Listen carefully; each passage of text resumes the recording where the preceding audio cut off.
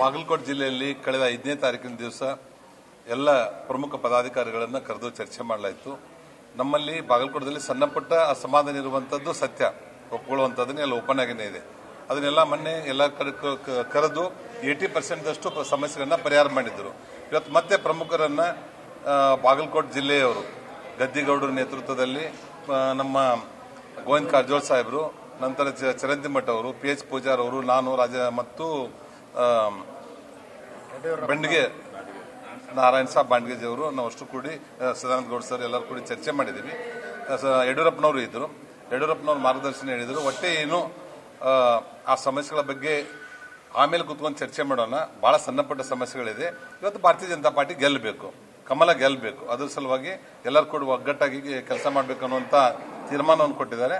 ಅದರ ಸಲುವಾಗಿ ಅವ್ರು ಹೇಳಿರುವಂತದ್ದನ್ನು ನಾವೆಲ್ಲರೂ ಒಪ್ಕೊಂಡಿದ್ದೀವಿ.